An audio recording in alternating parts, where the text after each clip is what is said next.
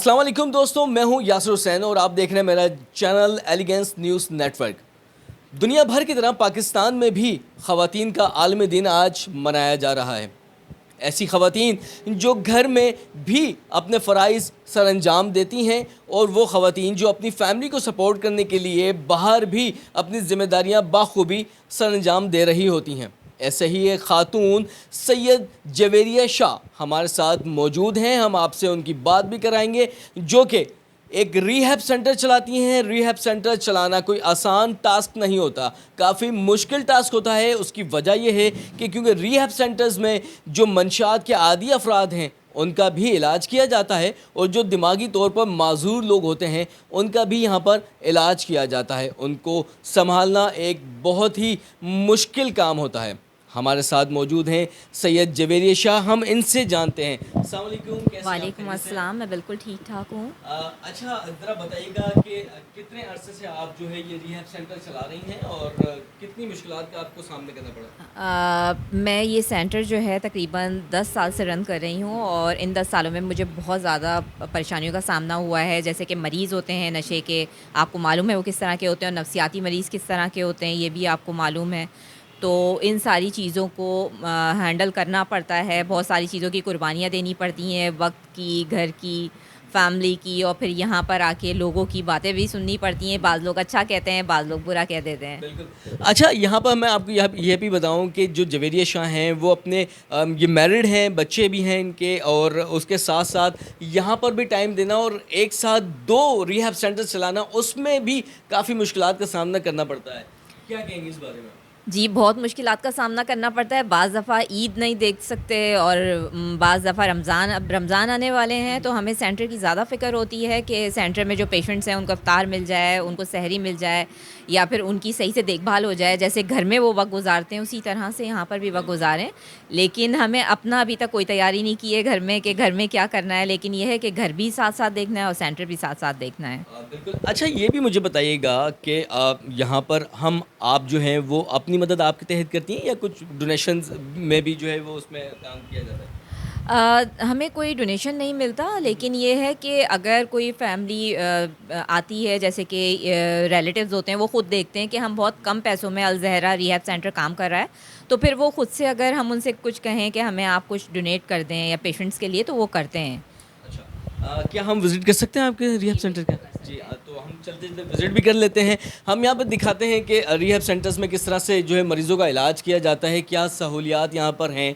क्योंकि यहाँ पर मैं आपको बताऊँ कि इससे पहले भी मेरे कई दफ़ा विज़िट यहाँ पे हो चुके हैं और मैं इनको काफ़ी टाइम से जानता हूँ। काफ़ी बेहतर जो है वो दूसरों के मुकाबले में रिहैब सेंटर्स है, यहाँ पर काफ़ी सहूलियात हैं। मरीज़ जो हैं वो सक्सेसफुली यहाँ पे अपना इलाज करवा के यहाँ से जाते हैं। अच्छा, यहाँ पे अब तक एक अंदाज़े के मुताबिक कितने मरीज़ों का इलाज हो चुका होगा? हज़ारों मरीज़ों का इलाज हो चुका होगा, उनको तो अब मैं नंबर ऑफ़ पेशेंट्स तो हम काउंट भी नहीं कर सकते। अच्छा, कितने इसमें कामयाबी कितनी होती है? कितने लोग जो है वो ठीक हो जाते हैं, या उसके बाद ऐसा कुछ होता है कि इलाज होने के बाद कुछ अरसे बाद वो मंशात की लत में दोबारा लग जाएँ? ऐसा बहुत रेयर केसेस में होता है, लेकिन ज़्यादातर पेशेंट्स ऐसे होते हैं कि लोगों का ये कॉन्सेप्ट है कि नशा छूटा ही नहीं जा सकता, लेकिन ऐसी बात नहीं है। लोग जो हैं वो सही हो जाते हैं पेशेंट्स, और बाकायदा अपने साथ दूसरे लड़कों को लेकर आ रहे होते हैं जो उनकी गैदरिंग के होते हैं, वो कहते हैं आप इसका भी इलाज करें, ये भी ठीक हो जाए तो अच्छा है।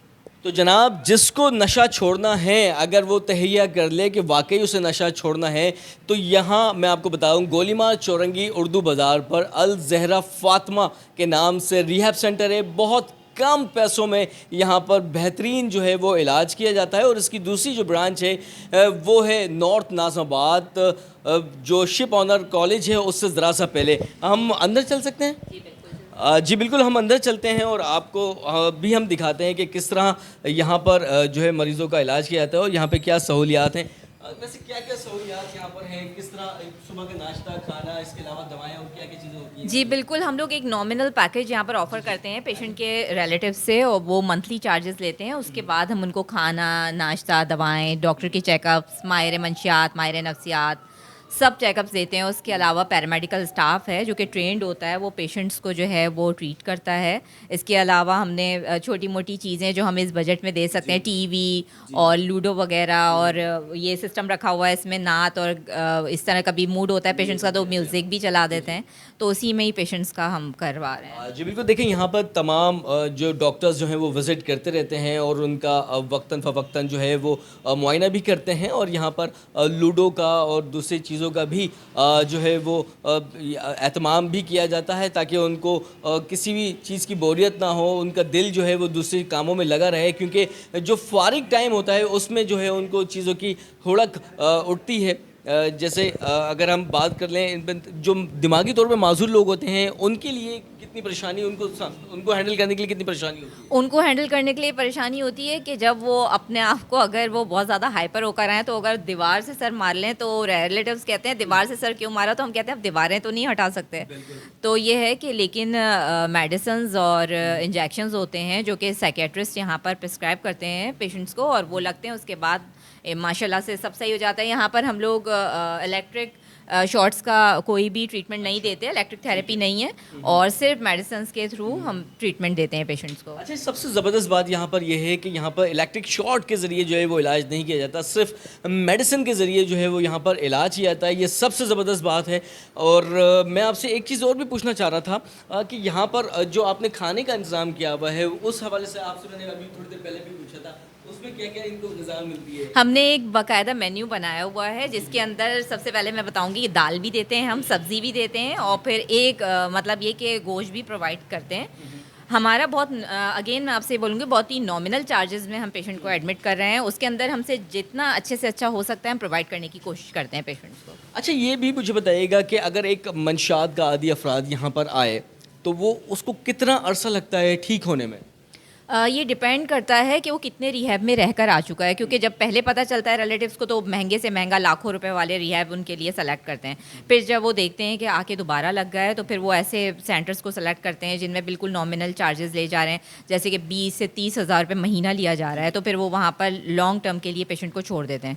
फिर उसके बाद रिहैब होते हैं पेशेंट्स। ठीक है। अच्छा, ये जो आप कॉरिडोर देख रहे हैं, ये कॉरिडोर से हम गुजर रहे हैं, मैं हूँ और जवेरिया मैडम हैं, हम यहाँ से जो गुजर रहे हैं इसके आसपास जितने भी रूम्स बने हुए हैं इसमें तमाम लोग जो वो मंशात के जो आदी अफराद हैं वो लोग मौजूद हैं, और जो दिमागी तौर पर माजूर लोग हैं वो मौजूद हैं और उनका इलाज हो रहा है। और यहाँ पर वक्तन फ़वक्तन जो है इनको टीवी भी दिखाया जाता है, इनको म्यूज़िक भी सुनाया जाता है, और इनको दिल लगाने के लिए इनको लूडो भी दिए गए हैं, और इसके अलावा भी इनको कुछ दिलचस्पी के लिए, इनकी दिलचस्पी के लिए दूसरे एक्टिविटी भी करवाई जाती है।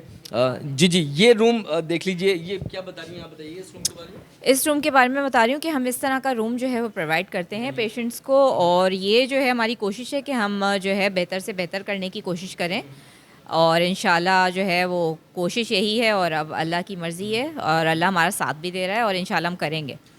तो बिल्कुल देखें, ये रिहैब सेंटर जो कि मैं ख़ुद यहाँ पर मौजूद हूँ और इससे पहले भी मेरे कई दफ़ा यहाँ विज़िट हो चुके हैं, और मेरे नज़दीक जो है, अगर मैं आपसे रिक्वेस्ट करूं कि अगर आप लोग भी डोनेशन यहाँ पर देना चाहें, चाहे वो पाकिस्तान से बाहर हों या कराची से बाहर हों, तो ये बेहतरीन रिहैब सेंटर्स हैं। यहाँ पर लोगों का बेहतरीन जो है वो इलाज भी किया जाता है। यहाँ पे सीसीटीवी कैमरास लगे हुए हैं मॉनिटर करने के लिए। कोई पेशेंट जो है वो यहाँ से बाहर नहीं जा सकता जब तक उसका इलाज ना हो जाए, जब तक या उसकी फैमिली जो है वो उसको वापस ना लेके जाए। मगर पेशेंट के ऊपर डिपेंड करता है वो किस कंडीशन में यहाँ पहुँचता है। अगर वो मंशात की लत उसको ज़्यादा नहीं है तो उसका जल्द ही इलाज हो जाता है, मगर मैक्सिमम कितना टाइम लगता है एक अगर ज़्यादा मंशात? 90 डेज़ लगते हैं, 90 दिन, 3 महीने। लेकिन ये है कि बाज़ पेशेंट जो होते हैं उनको ज़्यादा अरसे की ज़रूरत पड़ जाती है, यानी 6 महीने तक, और बाज़ जो होते हैं उनको 2 महीने में भी वो सेट हो जाते हैं। ये डिपेंड करता है पेशेंट्स पर। जी बिल्कुल, देखें जैसे कि जवेरिया मैडम ने बताया कि डिपेंड करता है, कम से कम 2 माह भी और ज़्यादा से ज़्यादा 6 माह जो है वो लगते हैं पेशेंट को सही होने में।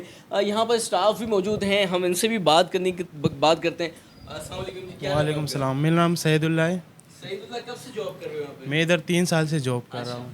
तो क्या आप बताएंगे रिहैब सेंटर के बारे में, यहाँ के बारे में, क्या नाम है इस रिहैब सेंटर का?